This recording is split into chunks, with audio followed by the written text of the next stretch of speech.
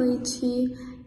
O meu grupo vai falar sobre penhor. Ele é composto por mim, Beatriz Gomes, pela Daiane Arruda, pela Thelma Azevedo e pela Maria Aparecida. O penhor vai do artigo 1431 ao 1472 do Código Civil. No artigo 1431 diz o seguinte: constitui-se o penhor pela transferência efetiva da posse que em garantia ao débito, ao credor ou a quem representa, faz o devedor ou alguém por ele de uma coisa móvel suscetível à alienação. O penhor é um direito real de garantia das obrigações que incide sobre coisa certa móvel ou sobre créditos ou outros direitos não suscetíveis de hipoteca, pertencentes ao devedor e que confere ao credor o direito de ser pago com prioridade face a todos os outros credores, através do produto de venda do bem. Maria Helena Diniz conceitua o penhor como um direito real de garantia na coisa alheia, na transferência efetiva de uma coisa móvel ou mobilizável suscetível de alienação realizada pelo devedor ou terceiro ao credor, a fim de garantir o pagamento do débito. Olá, boa noite. Continuando aqui sobre a fala da Beatriz, sobre o artigo 1431 do Código Civil, vou trazer uma situação prática, um evento do cotidiano, para que os senhores compreendam mais de forma tranquila sobre como funciona o penhor. Neste caso, o penhor vai incidir sobre os bens móveis, porque se for um bem imóvel, uma casa, já vai entrar em outras questões, como a hipoteca, a anticrédito, que eu vou gravar um próximo vídeo. Vamos pensar que eu preciso de um dinheiro rápido, eu posso até ter o nome com restrição, não há problema. Me dirijo a uma agência bancária, no caso eu vou usar como exemplo a Caixa Econômica. Chegando na Caixa Econômica de posse dos meus bens, no caso joias ou uma barra de ouro, a Caixa vai fazer toda uma avaliação. Atualmente eu até pesquisei, está em média de R$310 o grama de ouro, e vai reter esses bens, vai me prestar o dinheiro, e quando eu pagar, eu terei a posse dos meus bens devolvida.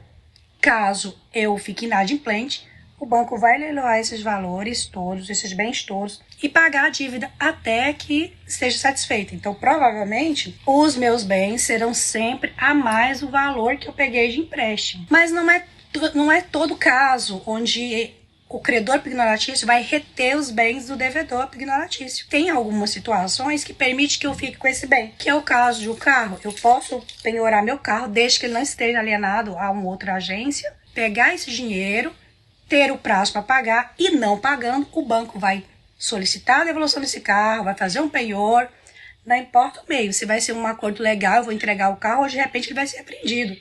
Mas o bem vai ser devolvido para que seja satisfeita a dívida. Então, o penhor é esta garantia de que a dívida será paga. Continuando sobre o penhor, eu vou subdividir para ficar mais tranquilo ainda a compreensão. O penhor ele vai ser subdividido em convencional, e dentro desse convencional ele pode ser comum, que é o caso onde eu entrego o bem para ficar de posse do credor pignoratício, ou ele é especial, onde eu continuo com o meu bem e ele continua mesmo assim o objeto de penhor para o meu credor pignoratício. Outro caso é o caso legal. Como é que é esse caso legal?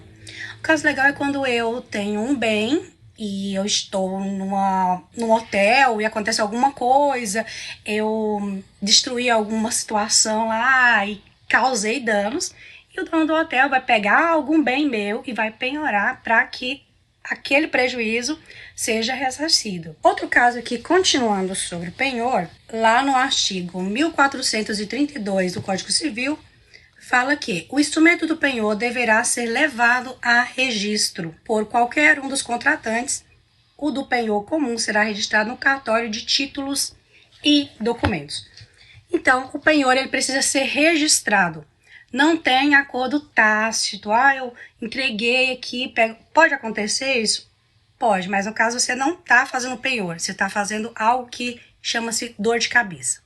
Continuamos nos próximos vídeos. Boa noite, meu nome é Maria Aparecida e hoje eu vou falar sobre o penhor rural, o penhor industrial mercantil, que são modalidades de garantia prevista no direito brasileiro utilizadas para assegurar o cumprimento de obrigações.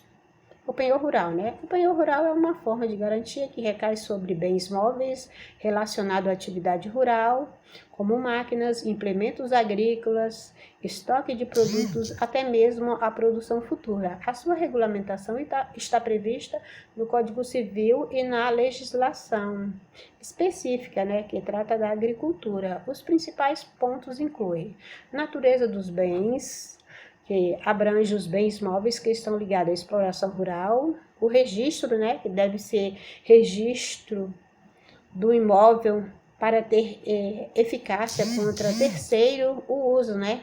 O devedor deve continuar a usar os bens penhorados desde que não prejudique a garantia.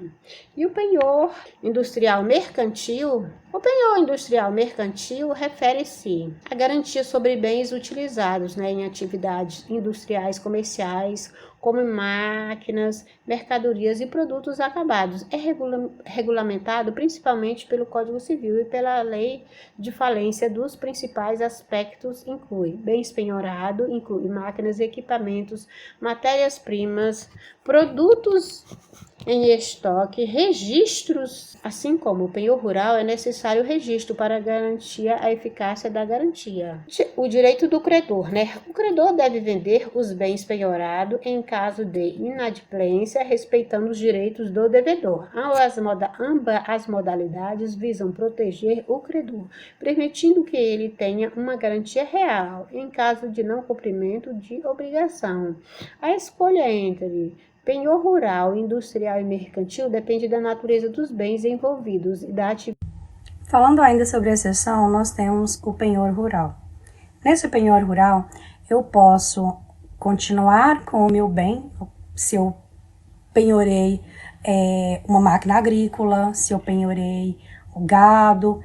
E no caso do gado, que é um bem fungível, então caiu um raio na minha fazenda, parte do meu rebanho faleceu, supor que morreram 15 cabeças de gado, eu posso substituir por outras que têm o mesmo valor sem nenhum problema.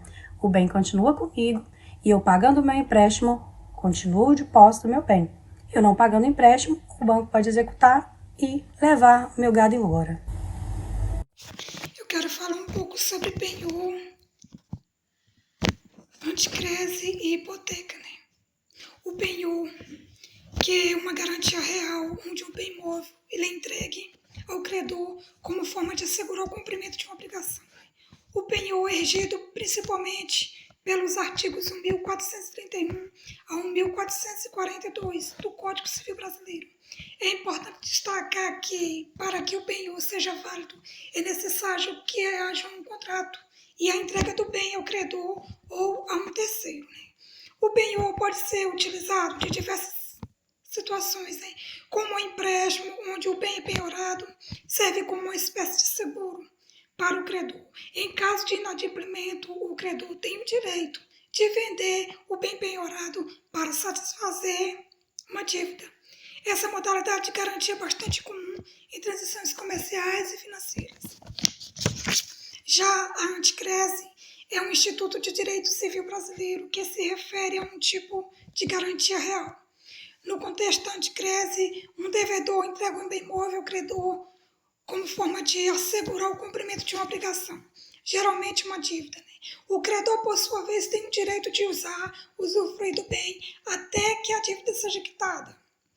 Só que o credor, ele cuida do bem, né? Mas ele não pode alterar a substância, ele não pode mexer, reformar, vender o bem.